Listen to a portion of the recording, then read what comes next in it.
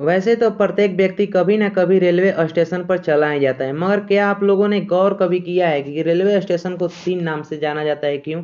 कहीं पर लिखा होता है सेंट्रल, तो कहीं पर टर्मिनल और कहीं पर जंक्शन। ऐसा क्यों होता है? जबकि दुनिया का कितना बड़ा भी बस स्टैंड हो, उसको जाना जाता है बस स्टैंड के ही नाम से।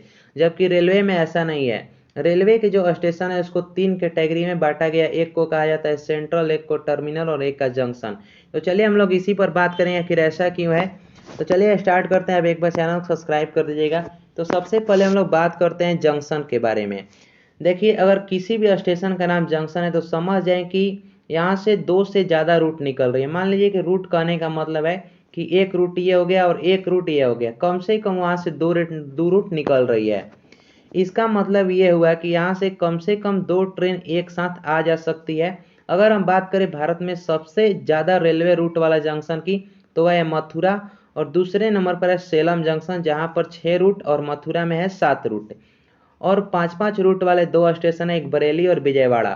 तो आपको यहाँ पर जंक्शन समझ में आ गया होगा कि जहाँ से कम दो ट्रेन एक साथ आ या जा सकती है उसे जंक्शन बोला जाता है।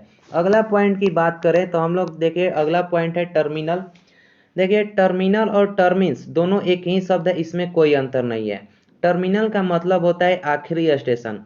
जैसे किसी रूट का आखिरी स्टेशन होता है तो उसी को टर्मिनल बोला जाता है। यहाँ से ट्रेन आगे नहीं जाती है, मतलब ये हुआ कि ये रूट की आखिरी स्टेशन है। लिहाजा जिन्हें इन्हें टर्मिनल कहा जाता है। किसी भी रूट के आखिरी स्टेशन को टर्मिनल के नाम से जाना जाता है। जैसे हमारे बिहार में राजेंद्र नगर टर्मिनल पड़ता है, वो हमारे रूट का आखिरी स्टेशन है, यानी आखिरी स्टेशन है, इसलिए उसको टर्मिनल के नाम से जाना जाता है। टर्मिनल शब्द टर्मिनेशन से बना है, इसका मतलब होता है खत्म हो जाना। इनका उदाहरण जैसे छत्रपति शिवाजी टर्मिनल जो कि मुंबई में पड़ता है, और है आनंद विहार टर्मिनल जो कि आपको थंबनेल में भी दिखाया गया है। अगला हम बात करते हैं कि रेलवे स्टेशन को सेंट्रल कब बोला जाता है। अगर किसी स्टेशन पर सेंट्रल लिखा है तो समझिए कि ये शहर का मेन या पुराना स्टेशन है। जैसे कहने का मतलब है कि अगर किसी रेलवे स्टेशन पर सेंट्रल लिखा हुआ रहता है तो समझ जाना चाहिए कि वो शहर का या तो मेन स्टेशन है या फिर यहाँ का सबसे पुराना स्टेशन है।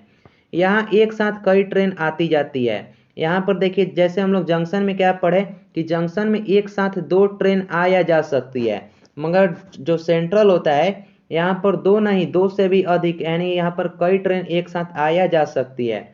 सेंट्रल स्टेशन उन्हीं शहरों में बनाया जाता है जहाँ दूसरे रेलवे स्टेशन भी मौजूद होते हैं। जैसे ही कानपुर सेंट्रल जो है, कानपुर सेंट्रल के अलावा वहाँ पर और एक रेलवे जंक्शन है। और सेंट्रल रेलवे जंक्शन बनाया भी वहीं जाता है जहाँ पर दूसरे रेलवे स्टेशन भी मौजूद होते हैं।